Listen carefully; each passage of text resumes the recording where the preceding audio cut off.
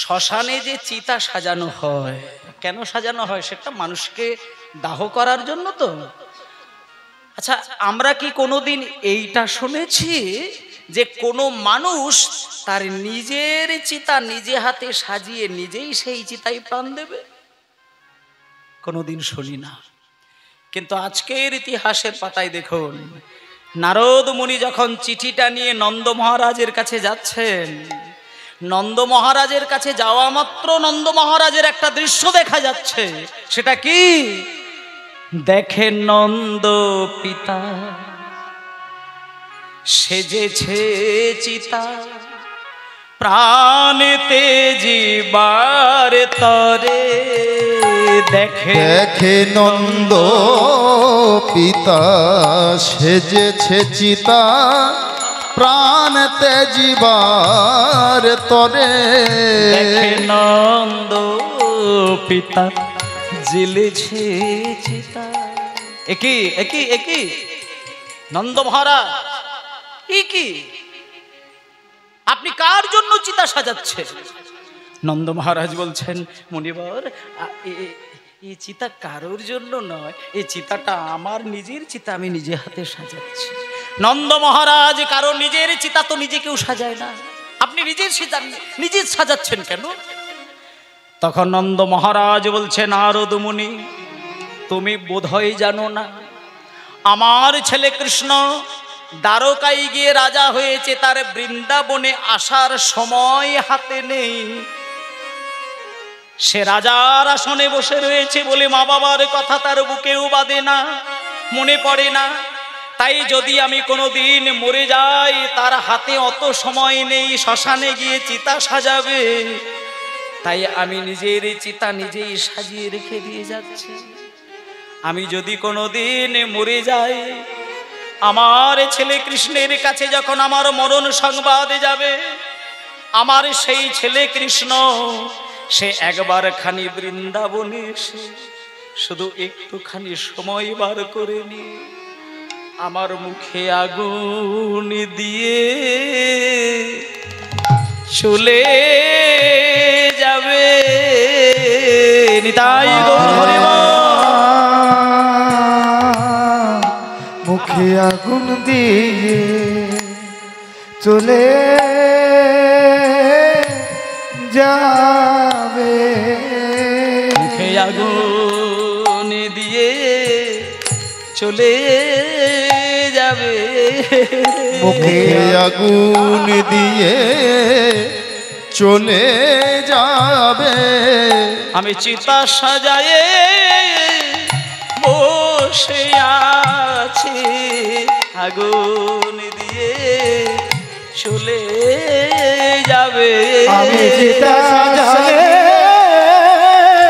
বসে আছি, মুখে আগুন দিয়ে চলে যাবে।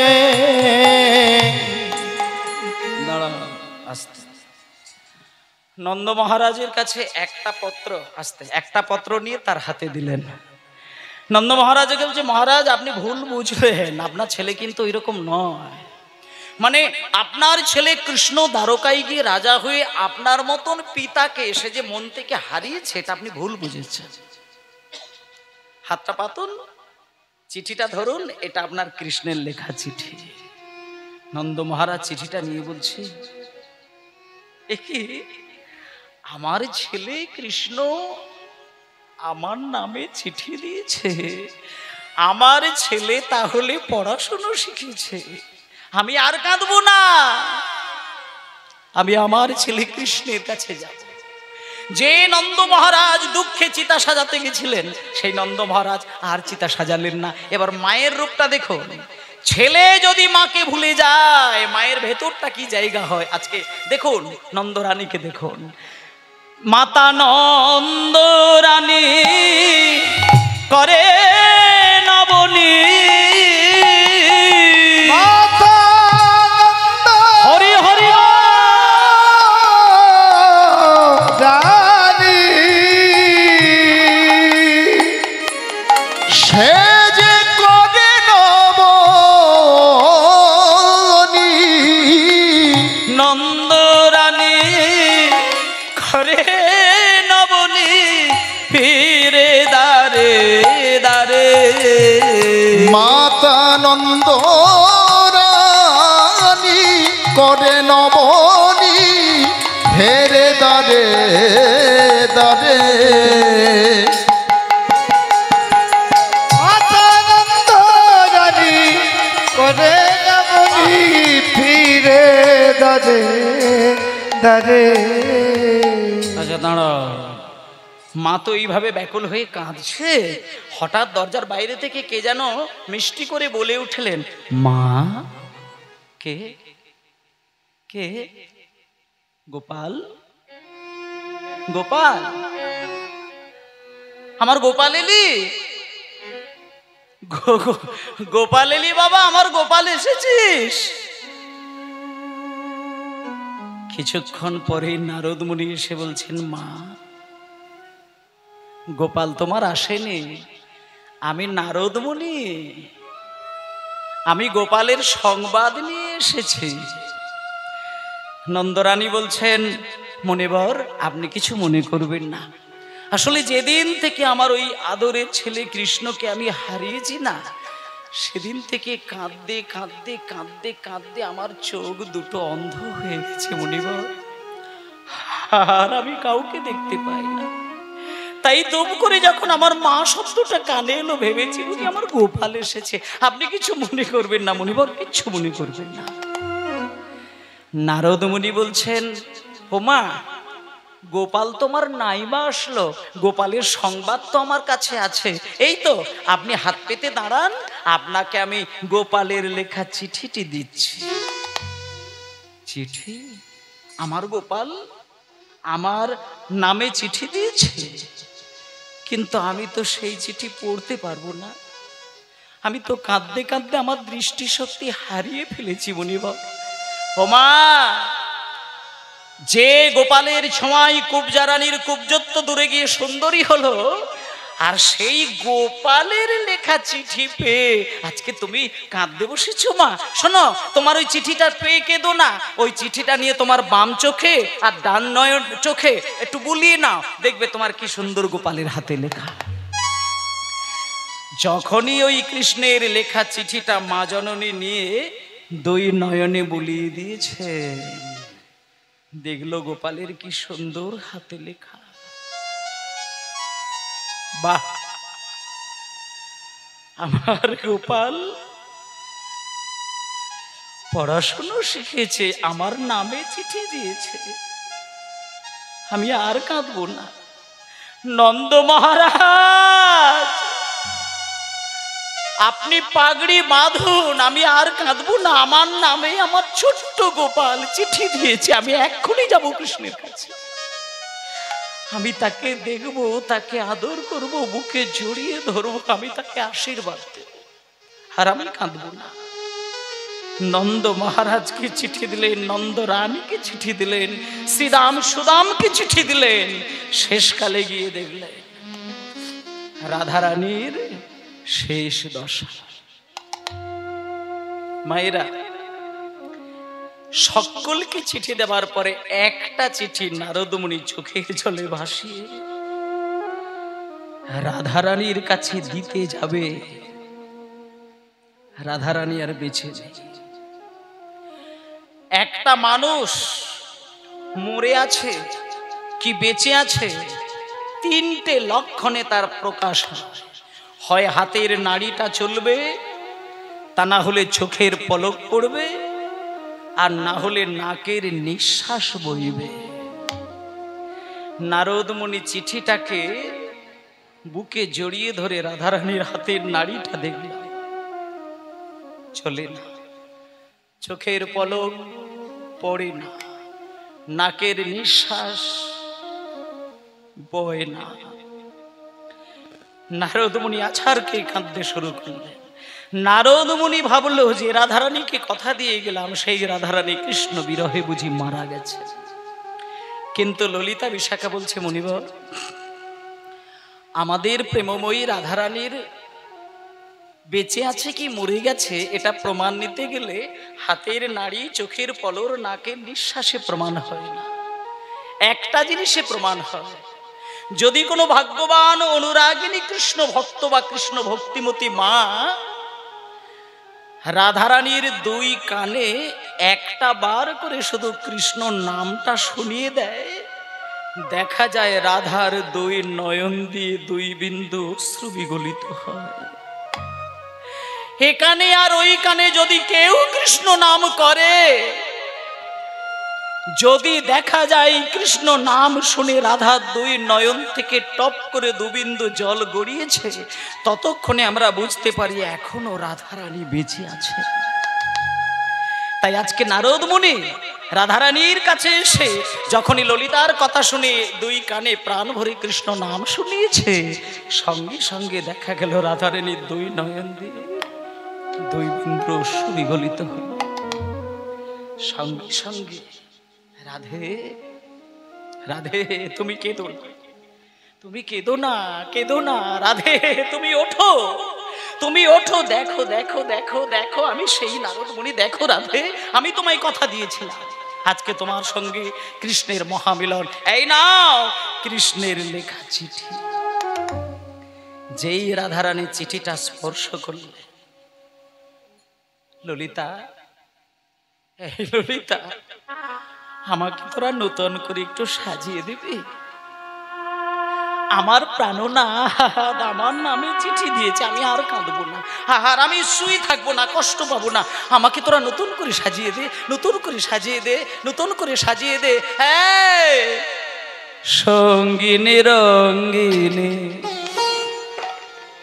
রূপ তরঙ্গিনী বসিয়া মন্দির মাঝে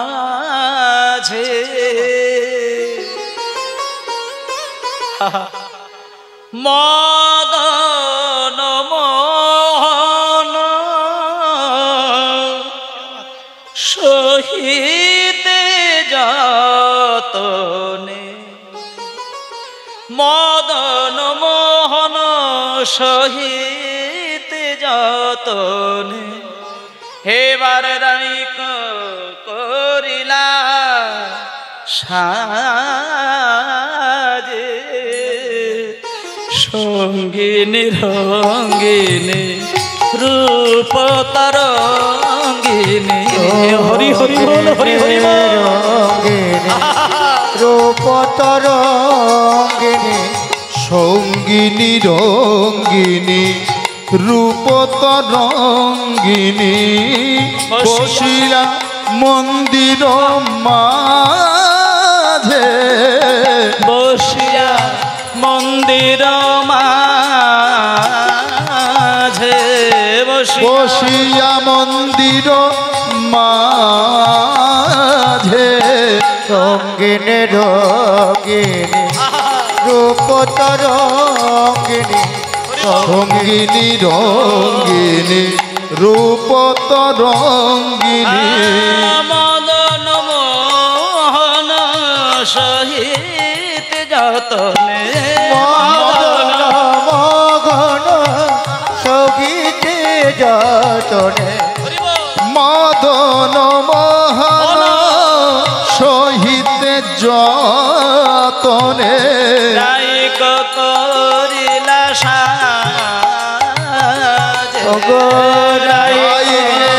করিলা সাজে।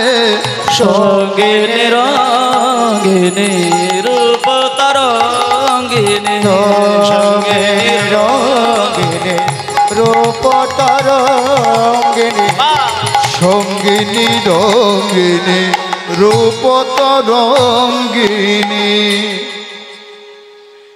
নূতন করে রাধারানী সাজুগুজু করেছেন। এটা আমার মনে হয় আমরা যারা কীর্তন গাইতে এসেছি আজকে, আমরা প্রত্যেকেই সুখ পাচ্ছি যে আজকে রাধারানী সেই একটা দিনের আশায় কৃষ্ণকে বিদায় দিয়েছিলেন, আর সেই কৃষ্ণকে 100 বছর পেলেন না। এটা যদি আপনি মনেও করেন আপনারই জ্ঞান হারিয়ে যাবে, কিন্তু উনি 100 বছর ধরে কেঁদেছিলেন নীরবে। আর আজকে এমন একটা দিন, এই 100 বছর পরে আজকে কৃষ্ণের সংবাদ এসেছেন, রাধারানী নূতন করে সাজুগুজু করেছেন, প্রভাস যজ্ঞে যাবে, এটা আমাদেরও আনন্দ। আর এখানে যারা যারা বাবারা মায়েরা সবাই রয়েছেন, আশা করি আপনাদেরও তো আনন্দ হচ্ছে নাকি কষ্ট হচ্ছে? এটাতে কি কারোর হিংসে হচ্ছে নাকি? হওয়ার কথা নয়, কিন্তু হিংসে যদি হয় সেটা একজনের হচ্ছে। কে? সেটা হলো রাধারানীর শাশুড়ি মা নয়, ননদী, যিনি হলেন কুটিলা। কুটিলা তো একেবারে হাড়ে হাড়ে হাড়ে হাড়ে জ্বলছে। কুটিলা যখন দেখছে 100 বছর কেঁদে কেঁদে বৌদির এখনো মরণ হয়নি, আবার নূতন করে সাজুগুজু করেছে, প্রভাস যজ্ঞে যাবে, সাড়ে সাড়ে লুকিয়ে লুকিয়ে গিয়ে দাদা আয়ান ঘোষের কাছে গেলেন। আয়ানের কাছে গিয়ে বলছে, দাদা, ও দাদা, দাদা কি রে, বৌদিকে, বড় লোকের মেয়েকে হ্যাঁ বিয়ে করে নিয়ে এসেছিস, ভাঙা ছাদের তলায় শুতে দিচ্ছিস, একটু খোঁজ খবর রাখলি না? 100 বছর ধরে কেঁদে কেঁদে কেঁদে কেঁদে বৌদির মরণ হলো না, আজকে নূতন করে সাজুগুজু করে করেছে, প্রভাস যজ্ঞে যাবে।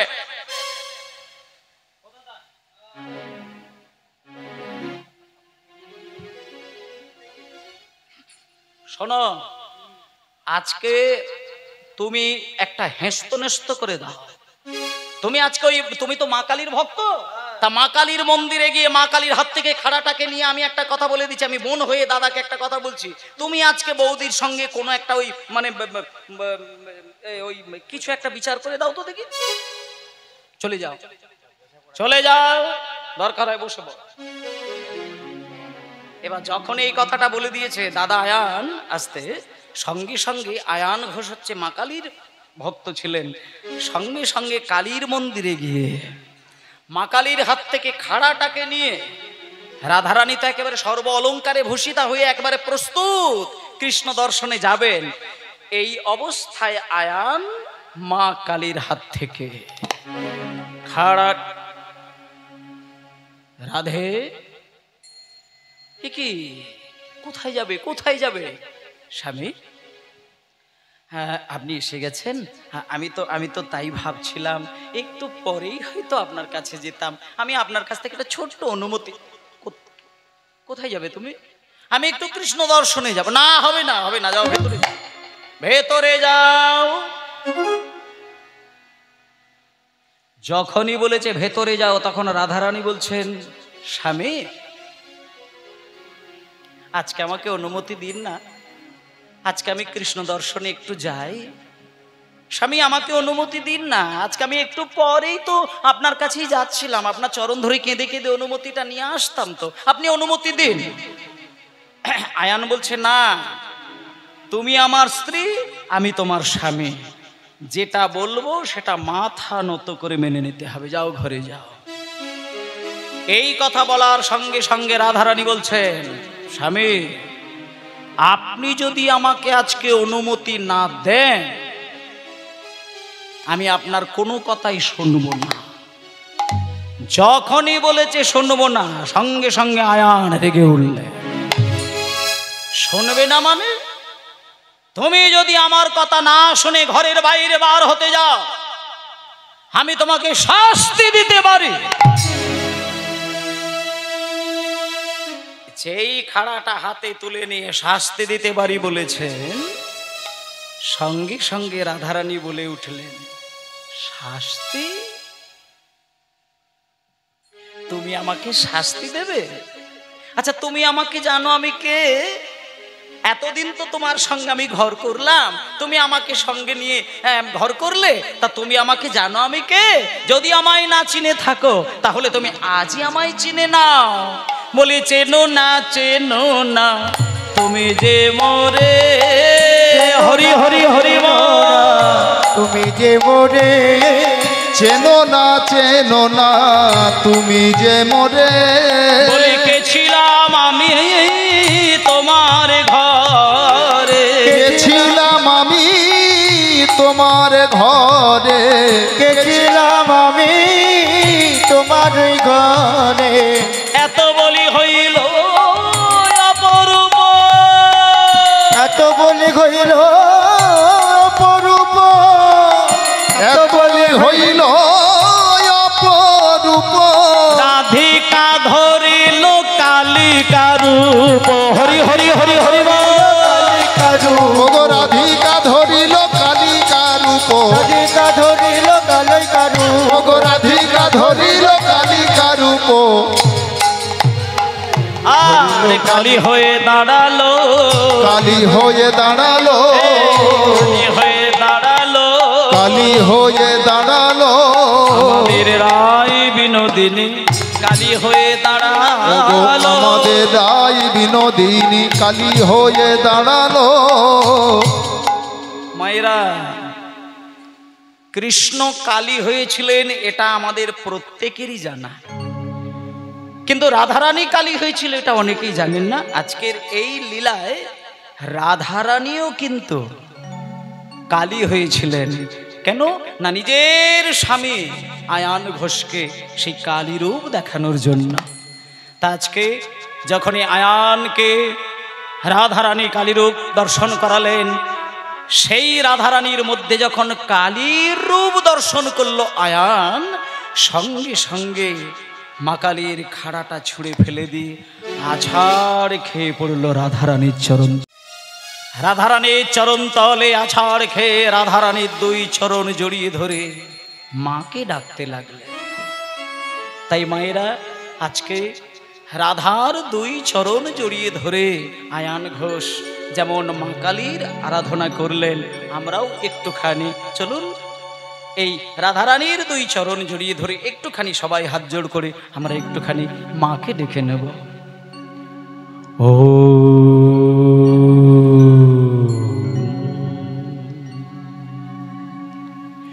ত্বাং স্বাহা ত্বাং স্বাধা ত্বাং হে বষটকারে শরাদিমিকা সুধাতমক্ষরে নীতে ত্রিধা মাত্রাদিমিকা স্থিতা अर्धमात्रा स्थिता नित्या याचर्या विशेषतः तमेव शातं सावित्री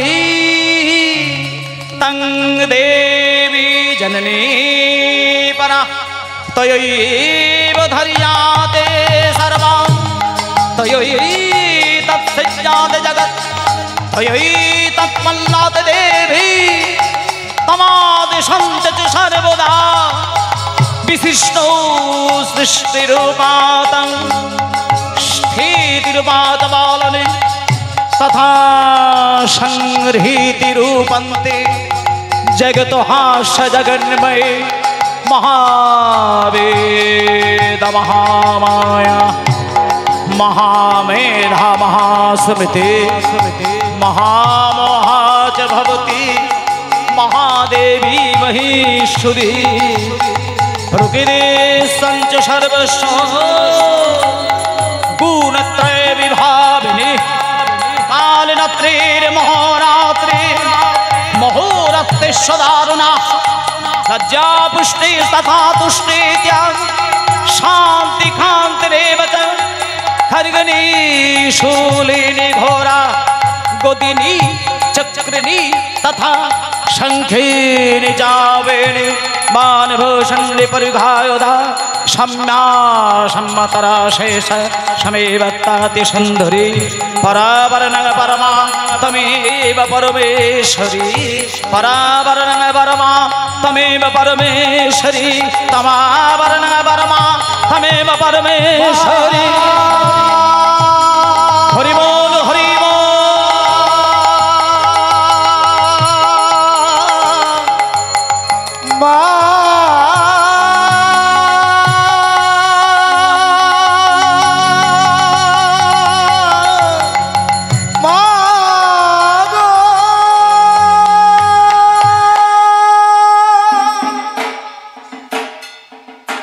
निताई गौर हरि बोल हरि बोल हरि बोल माँ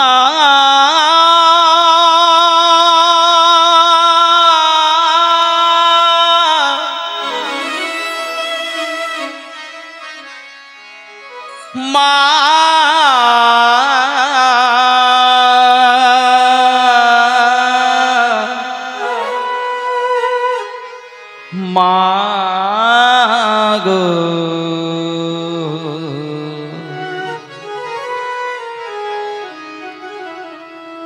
মা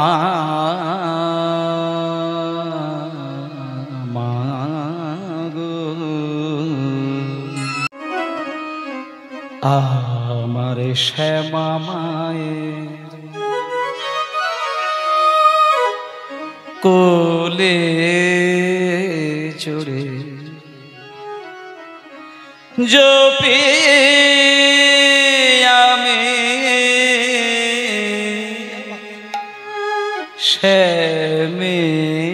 শ্যামের নাম শ্যামা মায়ের কোলে চড়ে জপি আমি শ্যামের নাম শ্যামা মায়ের কোলে চড়ে জপি আমি শ্যামের নাম শ্যামা মায়ে কোলে চড়ে জপি গামি শ্যামের নাম শ্যামা মায়ে কোলে চড়ে মা হলেন মোর মায়েরা। এই যে গানটা একটু আস্তে, এই গানটা এত সুন্দর গান, কিন্তু রচনা করেছেন একজন মুসলমান বিখ্যাত কবি কাজী নজরুল ইসলাম। মানে আমরা অনেকে জানি যে মা কালীর ভক্ত আর কৃষ্ণের ভক্ত, এই দুই ভক্ত কোনোদিন দেখবেন মিলমিশ হয় না। যে ঘরে মা কালীর ভক্তের ভিড় সেখানে কৃষ্ণ ভক্তের ভিড় নেই, যেখানে কৃষ্ণের ভক্ত থাকে সেখানে মা কালীর ভক্ত যায় না। কেন না, তফাৎ একটা জায়গায় রয়েছে। যারা কৃষ্ণ ভক্ত হয় তাদেরকে বৈষ্ণব বলে, আর যারা কালীর ভক্ত হয় তাদেরকে শাক্ত বলে। যারা কৃষ্ণ ভক্ত তাদের তুলসী মালা, আর যারা কালীর ভক্ত তাদের গলায় কি থাকে? রুদ্রাক্ষের মালা। যারা কৃষ্ণ ভক্ত তারা চন্দন কপালে দেয়, আর যারা কালীর ভক্ত তারা সিঁদুরের ফোঁটা দেয়। যারা কৃষ্ণ ভক্ত তারা সাদা পোশাক পছন্দ করে, আর যারা কালীর ভক্ত তারা লাল টকটকে পোশাক পছন্দ করে। আর যারা কৃষ্ণ ভক্ত তারা নিরামিষ খায়, আর যারা কালীর ভক্ত কি করে? সবের বালাই নেই। বলে মা কালীর পুজো করতে গেলেই তো মদ্য মাংস মৎস্য মুদ্রা মৈথুন পঞ্চমকার দিয়ে মায়ের পুজো দেওয়া হয়। তাহলে মা কালীর পুজো করতে গেলে সেখানে আবার নিরামিষ আমিষের ব্যাপার কি রয়েছে? বলে বাবা, তুমি যে মা কালীর পুজো করছো, তুমি মা কালীকে মদ্য মাংস মৎস্য মুদ্রা মৈথুন পঞ্চমকার দিয়ে পুজো দিচ্ছ, একটা বারও কি তাকিয়ে দেখেছো যে মা কালীর চরণটা যার বুকের উপরে চাপানো রয়েছে তিনি কিন্তু জগতের শ্রেষ্ঠ বৈষ্ণব।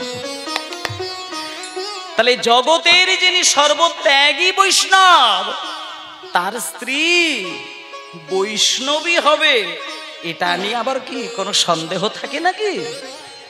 যিনি বৈষ্ণব তার স্ত্রী বৈষ্ণবী, এ বিষয়ে কোনো সন্দেহ নেই। আর সেই বৈষ্ণবী মায়ের কাছে যদি তুমি মদ্য মাংস নিয়ে পুজো দিতে যাও, এটা কিন্তু সনাতন ধর্মের মানুষ হয়ে তোমাকে অকৃতজ্ঞ মূর্খ বলা ছাড়ার কিছু হতে পারে না।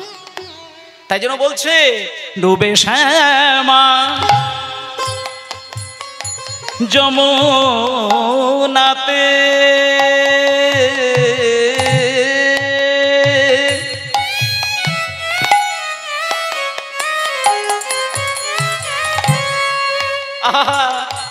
খেলবো খেলা,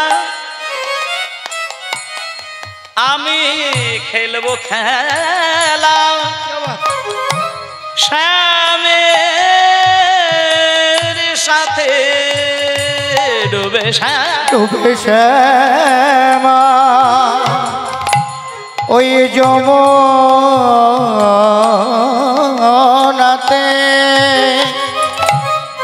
খেলবো খেলা শ্যামের সাথে ডুবে শ্যামা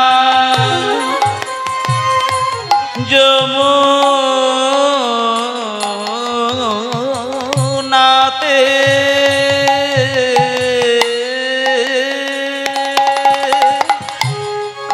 আমি খেলবো খেলা শ্যামের সাথে শ্যামা ডুবে শ্যামা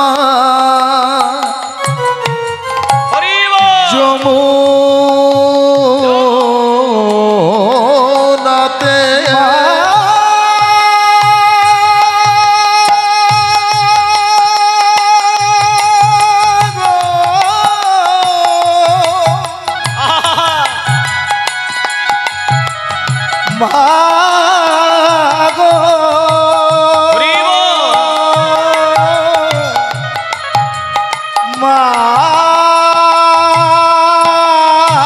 মাগো মাগো ডুবে শ্যামা অনেক জোর হচ্ছে যমুনাতে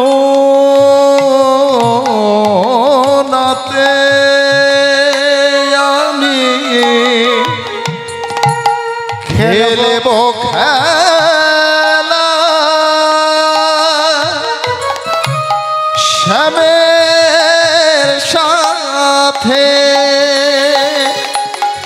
শ্যামে যাবে মোর হানবে হেলা শ্যামা মা পুরাবে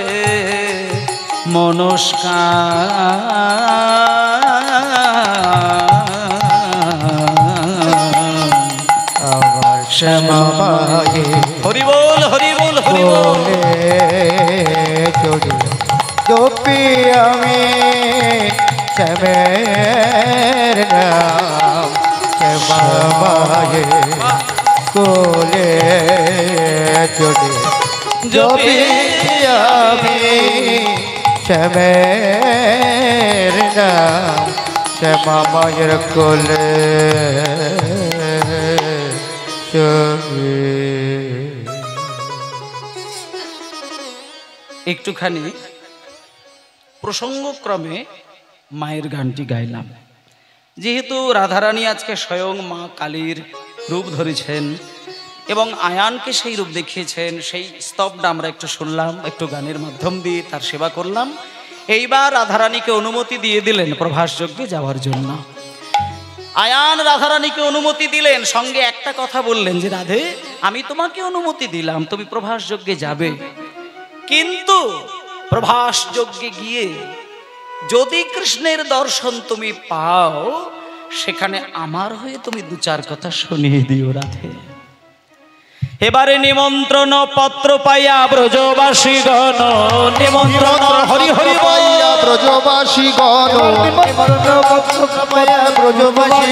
ওগো নিমন্ত্রণ পত্র পাইয়া ব্রজবাসী গণ প্রভাস যজ্ঞের পথে করিল গমন, ওই প্রভাস যজ্ঞের পথে করিল গমন প্রভাস যজ্ঞের পথে করিল গমন, প্রভাস যজ্ঞের পথে করিল গমন শপথ ভরিয়া নিল দধি দুগ্ধ ছানা, কত ভরিয়া নিল দধি দুগ্ধ ছানা সকল ভরিয়া নিল দধি দুগ্ধ ছানা ফলমূল কত নিল না যাই গণনা, ফলমূল কত নিল না যাই গণনা আর সখী সনে বিনোদিনী যুগতি করিয়া, সখীশনে বিনোদিনী যুগতি করিয়া আর বিনাশতর মালা গাঁথে হরষিত হইয়া, বিনা সুতার মালা গাথে হরষিত হইয়া বিনা সুতোর মালা গাথে হরষিত হইয়া সবাই মিলে আজকে প্রভাস যজ্ঞে চলেছেন। আর দানব্রত যজ্ঞটা হয়েছিল গুজরাটের সোমতীর্থ বলে একটি জায়গায়। যারা গুজরাট বেড়াতে গেছেন ওইখানে গিয়ে দেখবেন গুজরাটের একটা বিখ্যাত জায়গা যেখানে বিরাট বড় শিবের মন্দির, সেই শিবের মন্দিরের পার্শ্ববর্তী সরোবরে আকাশের চাঁদকে ডোবানো হয়েছিল। যেদিন চাঁদ অভিশাপ পেয়ে তার সর্ব অঙ্গ খসে খসে যাচ্ছিল, তা সেই সরোবরের জলে চাঁদকে ডুবিয়েছিলেন তার স্ত্রীগণ। তখন সেই চাঁদকে ডোবানোর ফলে তার হারিয়ে যাওয়া প্রভা ফিরে পেয়েছিলেন।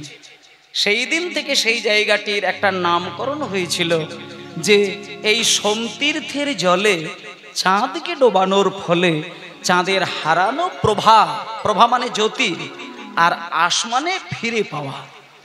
যেহেতু চাঁদকে ডুবিয়ে নেওয়ার পরে চাঁদের হারানো প্রভা যুক্ত আস ফিরে পেয়েছিল, তাই সেই থেকে সেই জায়গাটির নাম হয়ে গিয়েছিল প্রভাস তীর্থ। আর কৃষ্ণ ওই যজ্ঞটা ওই গুজরাটের সোমতীর্থের পাশে সরোবরের তটে করেছিলেন বলে সেই জন্য ওই যজ্ঞটার নাম হয়ে গিয়েছিল প্রভাস যজ্ঞ, কিন্তু আসলে কিন্তু দানব্রত যজ্ঞ। এবার সকলে মিলে যাচ্ছেন। প্রভাস যজ্ঞের মণ্ডপটি তৈরি করেছেন বিশ্বকর্মা। চারদিকে চারটে দরজা, পূর্ব, পশ্চিম, উত্তর, দক্ষিণ। একদিক থেকে যাচ্ছে শান্ত আর দাস্যরসের ভক্তগণ, আর একদিকে যাচ্ছে সখ্যরসের ভক্তগণ, মানে যারা বন্ধুর মতন করে ভগবানকে ভালোবাসেন। আর একটা দরজা দিয়ে যাচ্ছেন বাৎসল্য রসের ভক্তগণ, মানে ভগবানকে কোনো ভগবানের বিষয় নয়, ভগবান কৃষ্ণকে একেবারে নিজের ওই পেটে ধরা ছেলের মতন করে সেবা দেয়। যে মা মন্দিরের ভেতরে কৃষ্ণকে পুজো করেন আর মনে মনে ভাবেন ওই কৃষ্ণ আমার পেটের ছেলে, তাহলে কিন্তু সেই মা একটু ভুল করলেও তাতে করে কিন্তু তার সেই ভুল ভগবান নেয় না। আর অপবিত্র পবিত্র, সূচি অসুচি, স্থানকাল পাত্র, মায়ের কোলে সন্তানের কোনো আলাদা করে বিচার হয় না। একটা মা যদি অশৌচ অবস্থায় থাকেন, সেখানে তার পেটের ছেলেটা মায়ের কাছে যদি না যায়, তাহলে তো ছেলেটা না খেতে পেয়ে মরে যাবে। মনে করুন আপনার 2 বছরের, 1.5 বছরের, 6 মাসের একটা কোলের বাচ্চা, তা আপনার যদি অশৌচ অবস্থায় ওই ছেলেকে আপনি 5টা দিন ধরে না ছন, তাহলে ওই ছেলেটা খাবে কি? সেই জন্য বলছে, যদি কোনো মা কৃষ্ণকে তার একেবারে একান্তভাবে পেটের ছেলের মতন করে সেবা দিতে গিয়ে বুকে জড়িয়ে ধরে কাঁদেন, এই মা জননী নিত্যদিন ভগবানকে বুকে জড়িয়ে ধরে সেবা দিতে পারে, তাতে তার কোনো অসুবিধে নেই, কোনো অশৌচ বিচার হয় না। তা আজকে বাৎসল্য রসে পরিপূর্ণা মা চলেছেন সবার আগে। তিনি কে? গোপাল বলিয়া কাঁদয়ে মা,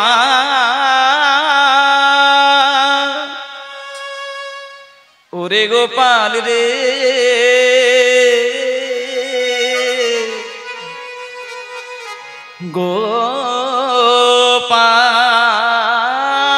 গোপাল, ওরে গোপাল রে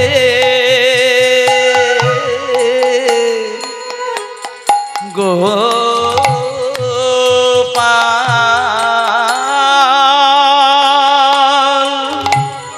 ওরে গোপাল রে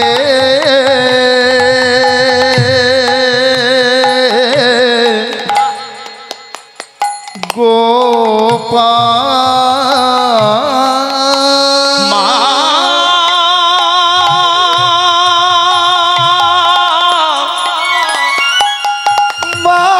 গো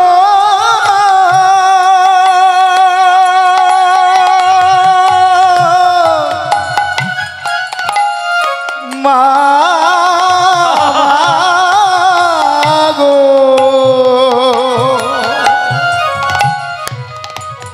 গোপাল রে ওরে গোপাল, গোপাল রে হরি হরি ওরে আমার প্রাণের গোপাল, গোপাল রে ওরে আমার প্রাণের গোপাল রে ওরে গোপাল রে ওরে গোপাল রে ওরে গোপাল রে ওরে গোপাল রে ওরে গোপাল রে ওরে গোপাল রে ভক্তমণ্ডলী মায়েরা, উত্তর দিকের দরজায় মা এসে দাঁড়িয়েছেন। একেবারে ময়লা কাপড় পরে দরজার সামনে যেই দাঁড়িয়েছে, দারোয়ান তো তাকে ধিক্কার দিয়ে দিলেন। এই ভিখারি, সোজা দরজার দিকে চলে আসছো, কে তুমি? দাঁড়াও, ওইখানে দাঁড়াও, ভেতরে যাওয়ার চেষ্টা করবে না। যেই বলেছে ভিখারি তুমি কোথায় যাবে, তখন যশোদা মা, তো কৃষ্ণের তো মা, যশোদা মা দারোয়ানের কাছে গিয়ে বলছে, দারোয়ান, তোমাদের যে এত বড় রাজপ্রাসাদ, এই এত বিরাট রাজপ্রাসাদ, এই রাজবাড়ির যিনি মালিক কৃষ্ণ, ও হচ্ছে আমার ছেলে। কি বললে? চুপ করো, সরে দাঁড়াও। আমাদের এত বড় রাজা, এত বড় রাজপ্রাসাদের যিনি রাজা কৃষ্ণ, তার মাই পথের ভিখিরি? প্রভাস যজ্ঞে এসেছো মানে কোনো একটা লোভে পড়ে এসেছো, কোনো কিছু চাইতে এসেছো, কিছু নিতে এসেছো। বলো কি চাও, আমি এনে দিচ্ছি। কিন্তু মিথ্যে কথা বলে কৃষ্ণকে তুমি ছেলে বলবে না।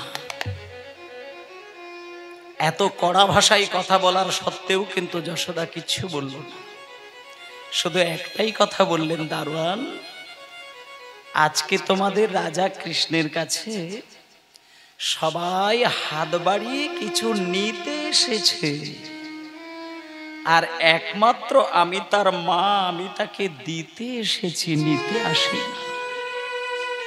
ও আমার ছেলে, আমি কিচ্ছু নেব না, কিচ্ছু নেব না, ওকে আমি দেবার জন্য এসেছি। হঠাৎ ভেতর থেকে একজন মা জননী ঘোমটা টেনে দিয়ে সামনে এসে বললেন, যশোদা, এই যশোদা,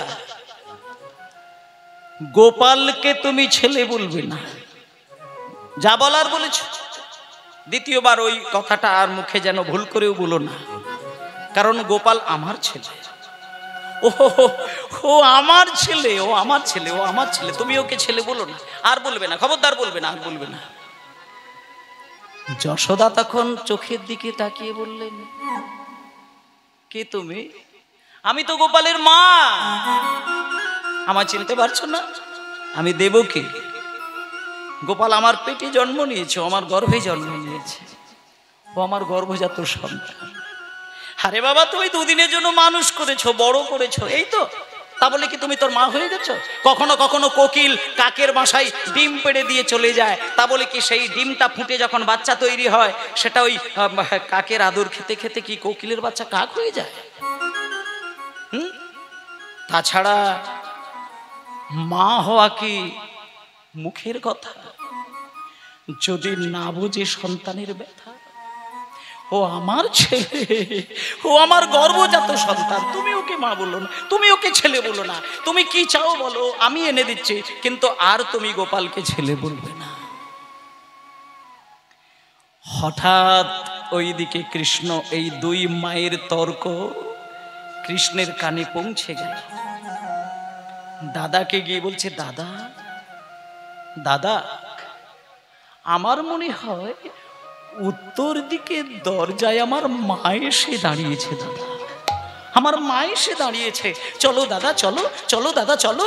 এই বলে যেই কৃষ্ণ দরজার সামনে আসতে যাবে, দুম করে দেখলেন দুই মা দাঁড়িয়ে রইলেন। এমন অবস্থায় যশোদা, এই তো, এই গোপাল, গোপাল, এই গোপাল, তুই বাবা সামনে আয়, তুই আমাকে পরিষ্কার করে বলে দে কে তোর মা, আমি না দেবকী। যদি বলিস যে আমি তোর মা নই, আমি তোর মুখের উপরে আর দ্বিতীয় একটাও কথা বলবো না। বল বাবা বল, কে তোর মা, আমি না দেবকী, আমি না দেবকী, আমি না দেবকী। যদি বলিস আমি তোর মা নই, আমি নীরবে এই দ্বারকা ছেড়ে গিয়ে বৃন্দাবনে গিয়ে যমুনার জলে আত্মবিসর্জন দেব। বল তোর কে। কৃষ্ণ একবার যশোদা দেবীর চোখের দিকে তাকালেন, আর একবার দেবকীর দিকে তাকালেন। কিচ্ছু বলে উঠতে পারল না, নীরব হয়ে ভগবান কৃষ্ণ হয়েও কাঁদতে শুরু করলেন। ভক্ত যখন পথ হারিয়ে ফেলে, তাকে কৃপা করার জন্য যোগমায়া দেবী আবির্ভূত হয়।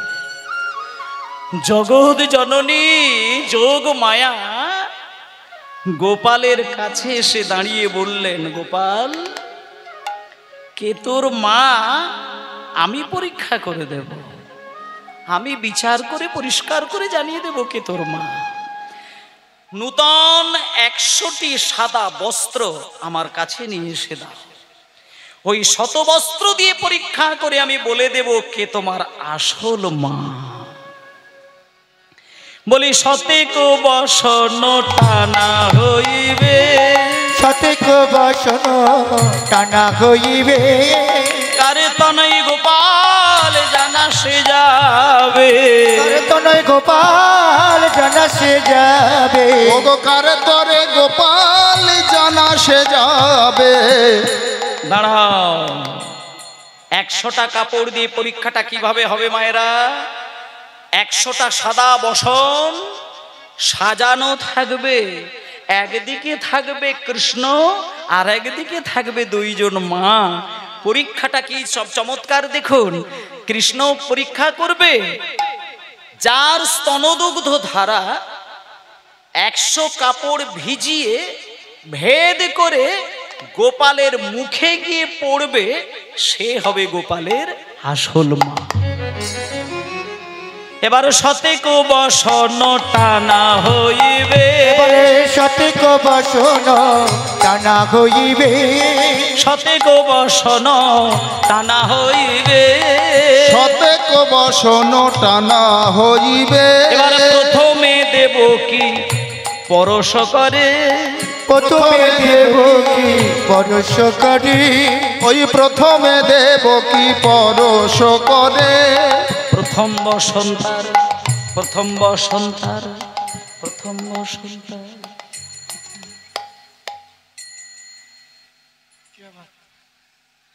মানে 100টা বসন সাজিয়েছে, আর দেবকী বারবার বারবার চেষ্টা করছে। বারবার চেষ্টা করলে কি হবে, একটা কাপড়কেই তো ভেজাতে পারলেন না। আর যশোদা দেবী একটা কাপড় নয়, কোনো চেষ্টাই করল না। যশোদা দেবী শুধু একটা কথা ভাবলেন, একটা, তিনি এটাই ভাবলেন যে গোপালকে আমি নিজের কোলে জড়িয়ে ধরে আমার স্তনদুগ্ধ ধারা পান করিয়ে বড় করলাম, সে যতবার কেঁদেছে আমি তার মুখে চুম্বন দিয়ে আদর করে জড়িয়ে তার কান্না ভুলিয়ে আদর দিয়ে তাকে একটু একটু করে তিলে তিলে বড় করলাম। আর আজকে আমাকে জগতের মানুষের কাছে প্রমাণ দিতে হবে আমি তার মা। এই পরীক্ষার দরকার নেই, আমার এই পরীক্ষার দরকার নেই। যে গোপালকে আমার স্তনদুগ্ধ খাইয়ে বড় করলাম, আর আমাকে আজকে প্রমাণ দিতে হবে, দরকার নেই পরীক্ষা, আমি প্রমাণ চাই না। তাই যশোদা দেবী কোনো প্রমাণ নয়, শুধু স্নেহের টানে গোপাল বলে বুক চাবড়ে কেঁদে উঠলেন। স্নেহের টানে 100টা কাপড় ভেদ করে গোপালের মুখে গিয়ে পড়ল স্তনদুগ্ধ। দেবকী লক্ষ চেষ্টা করেও কৃষ্ণকে দুগ্ধ খাওয়াতে পারল না, আর যশোদা শুধু কেঁদে উঠল, 100 কাপড় ভেদ করে গোপালের মুখে গিয়ে পড়ল। এই দেবকী চেষ্টা করেও ব্যর্থ হলেন। কেন না, এই দেবকী পূর্ব জন্মে রামচন্দ্রের সৎ মাতা কইকেয়ী। রামের মুখ থেকে দেব কইকেয়ী দুধের বাটি ফেলে দিয়েছিলেন। এটা রামের একটা আক্ষেপ। রাম বনে চলে যাবে 14 বছরের জন্যে। রামের নিজের জন্ম দেওয়া মা কৌশল্যা, কইকেয়ী ছিল রামের সদমাতা। প্রত্যেকটা মাকে প্রণাম করে, রাজা দশরথকে প্রণাম করে রাম যখন বেরিয়ে যাবে, রামের মা কেঁদে কেঁদে লুকিয়ে লুকিয়ে সোনার পাত্রে দুধ গরম করে রামের কাছে গিয়ে শুধু বলেছিল, রাম, যেদিন তুই রাজপ্রাসাদে ফিরে আসবি হয়তো সেদিন আমাকে দেখতে পাবি না, তাই আমার হাতে শেষবারের মতো তুই দুধটা খেয়ে যা। রামের হাতে দুধ দিয়েছে, রাম খেতে যাবে, তুলে নিয়েছেন, চুমু দিতে যাবে, এমন সময় কইকেয়ী ছুটে গিয়ে দুধের বাটি ঠেনে দিয়ে ছুঁড়ে ফেলে দিল, খেতে দিল না। রামের হাত থেকে নয়, মুখ থেকে কেড়ে নিলেন। আর কৌশল্যাকে কইকেয়ী বললেন, কৌশল্যা, যে ছেলে 14 বছরের জন্য বনে চলে যাবে তার প্রথম দিনে দুধ খাওয়া কিসের? তুই মা হয়ে বুঝতে পারিস না? আজকে যদি তোর হাতে দুধ খেয়ে 14 বছরের জন্য বনে চলে যায়, ওর বন গমন কাল অশুভ হবে। ওর প্রত্যেকটা দিন তোর কথা মনে পড়বে, দুধ খেতে ইচ্ছে হবে, ওর বন গমন কাল শুভ হবে না। ও দুধ খাবে না। রাম, কষ্ট পেও না, বেরিয়ে যা। বেরিয়ে গেল। এইবার শোনেন মা, 14 বছর পরে যখন রাম বাড়িতে আসবে বলে ঘোষণা হয়ে গেল, রাবণকে পরাজিত করে 14 বছর পরে যখন রাম ফেরত আসছে, রামের অনেক মা ছিল, কিন্তু কইকেয়ী তো সদমা, রামের নিজ মাতা কৌশল্যা, বাকি অনেক মা ছিল সদমা। তার মধ্যে রাম সব থেকে বেশি ভালোবাসতো কাকে জানেন মায়েরা? আর একটুখানি বিষয়টা বাকি আছে মা, আপনারাও মন দিয়ে শুনছেন, তাই আমিও আপনাদের কাছে পরিবেশন করে যাচ্ছি, সময়টা নিয়ে ভাবছিও না। তা একটু পালাটা বা লীলাটা বেড়ে যাচ্ছে বলে অসুবিধা নেই তো? আচ্ছা বেশ, একটু মন দিয়ে শুনবেন, শেষের দিকে চলে গেছে একটুখানি অল্প।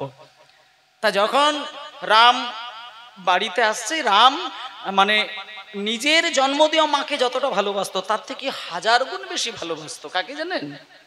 সদমা কইকেয়ীকে। কইকেয়ীকে রাম এত ভালোবাসার কারণ, কইকেয়ীর মতন সেবা করা কেউ পারেনি, কেউ পারেনি। মানে স্বামীকে সেবা করতে হয় কেমন করে, এটা যদি কইকেয়ীকে দেখেন তাহলে আপনি শিখতে পারবেন। একদিনকে রাজা দশরথের বুড়ো আঙুলের নখের আগায় একটা বিষাক্ত ফোঁড়া হয়েছিল। মাসের পর মাস সেই ফোঁড়াটা পচে পচে পচে পচে ফোঁড়াটা বেড়ে গিয়ে ভেতরে পুঁজ, রক্ত, দুর্গন্ধ, এমনকি পোকা পর্যন্ত তৈরি হয়ে গেছে।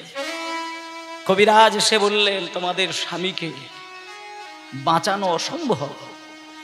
তখন কইকেয়ী আছাড় খেয়ে বললেন, কবিরাজ ঠাকুর, আমাদের স্বামীকে আপনি বাঁচানোর কৌশল বলে দিন না, আমরা যা পারবো আপনাকে দিয়ে দেব, শুধু আমার স্বামীকে বাঁচিয়ে দিন।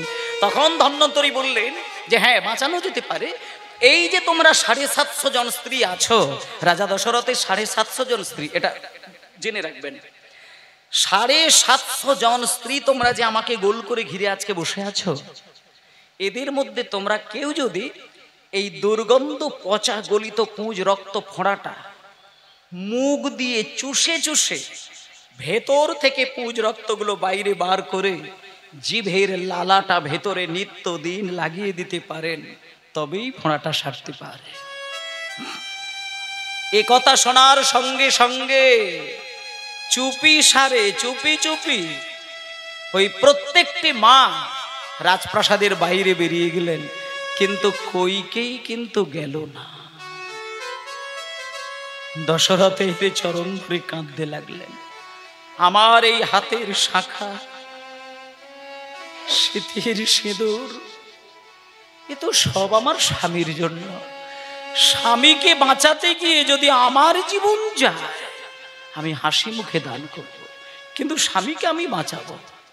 তখন ওই বিষাক্ত ফোঁড়াটাকে কইকেই দিনের পর দিন মুখ দিয়ে চষে পুঁজ রক্তগুলো বাইরে বার করে জিভের লালাটা লাগিয়ে দিয়ে একদিন রাজা দশরথকে সম্পূর্ণ সুস্থ করে তুললেন। যেদিনকে রাজা দশরথ সুস্থ হয়ে গেল, কইকেয়ীকে গোপনে গোপনে ডেকে নিয়ে পাশের ঘরে গিয়ে হাত ধরে কাঁদতে কাঁদতে বললেন, কইকেয়ী,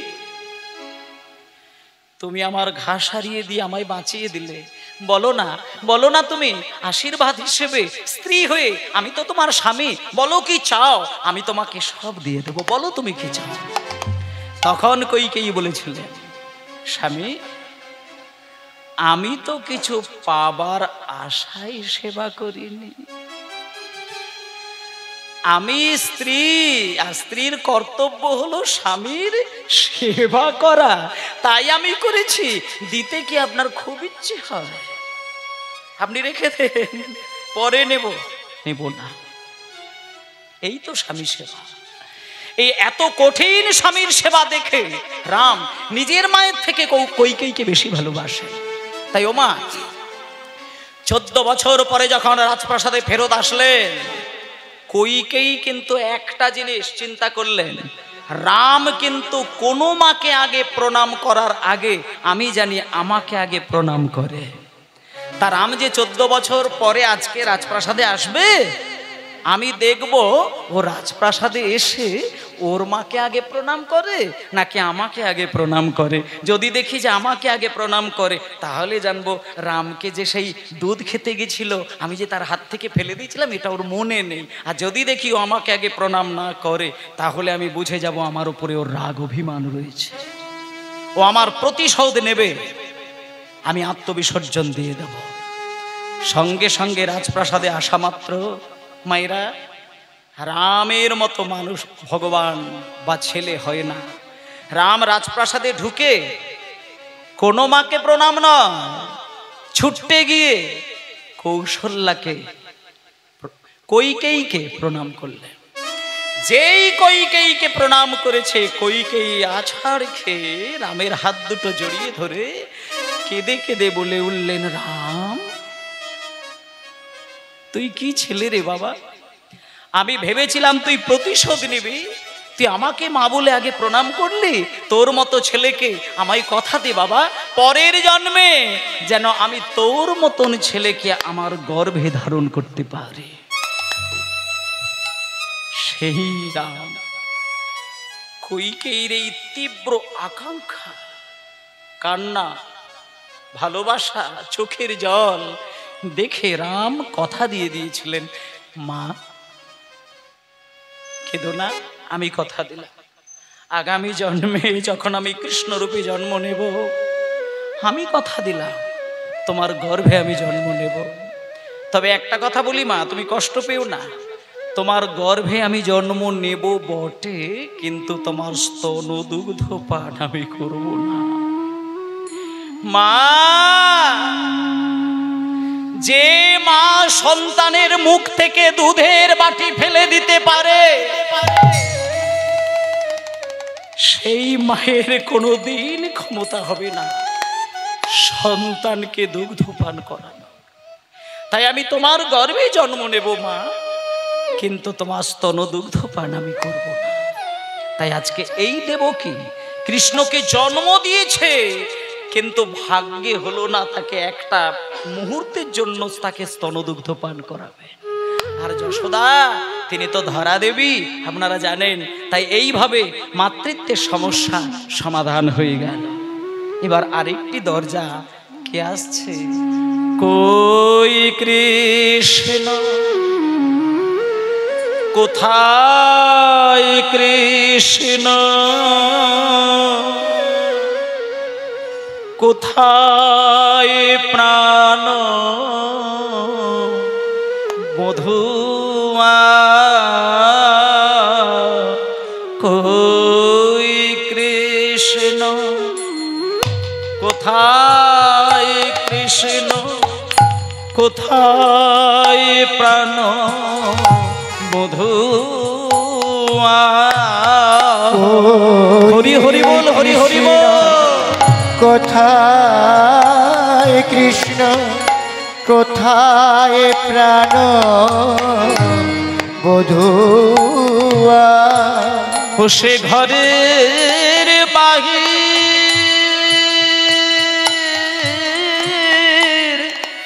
করলে আমায় বাঁশি শোনাই। ও সে ঘরের বাগির করলে আমায় বাঁশি শোনাইয়া। কই কৃষ্ণ কোথায়? কৃষ্ণ বলতে বলতে পূর্ব দিকের দরজায় দাঁড়ালেন। ও মায়েরা, সঙ্গে সঙ্গে কৃষ্ণ দরজার সামনে যেই রাধারানী এসে দাঁড়িয়েছেন, দুই দারোয়ানের মাঝখানে রাধারানী, ললিতা, বিশাখা, চিন্ত্রা, চম্পকলতা সকলেই দাঁড়িয়ে রইলেন। এক দারোয়ান রইলেন, আর এক দারোয়ান গেলেন। কৃষ্ণকে গিয়ে যখনই খবর দিলেন, কৃষ্ণ সঙ্গে সঙ্গে ছুটে এসে পূর্ব দিকের দরজায় দাঁড়িয়ে যখন সেই রাজার বেশ ধারণ করে দরজার সামনে দাঁড়িয়েছে, তখন রাধারানী ঘুরে দাঁড়িয়েছেন। কারণ রাধারানী ওই রাজার বেশটা পছন্দ করেন না। ললিতাকে কানে কানে ডেকে বলছে, ললিতা তুই ওকে বলে দে আমি ওই রাজার বেশে কৃষ্ণের জন্য 100 বছর কাঁদিনি। আমি যে কৃষ্ণের জন্য 100 বছর কাঁদলাম, এটা সেই কৃষ্ণ নয়, এটা রাজা কৃষ্ণ। আমি রাখাল বেশে কৃষ্ণকে দেখতে চাই। সঙ্গে সঙ্গে সেই কৃষ্ণ রাজার বেশ ত্যাগ করে ফেললেন। সঙ্গে সঙ্গে রাখালিয়া বেশ ধারণ করে রাধারানীকে রাখাল বেশি রূপ কৃষ্ণ দেখালেন এবং রাখাল বেশি কৃষ্ণ রূপে রাধারানীকে মিলন ঘটালেন। এবার আপনাদেরকে আমি একটা কথা বলি, যেহেতু এই বাড়িতে প্রত্যেক বৎসর কীর্তন গান হয়, তাই আজকের দিনের প্রভাস যজ্ঞের মিলনটি আমি কিন্তু দ্বারকার মিলনে রাখলাম না। আবার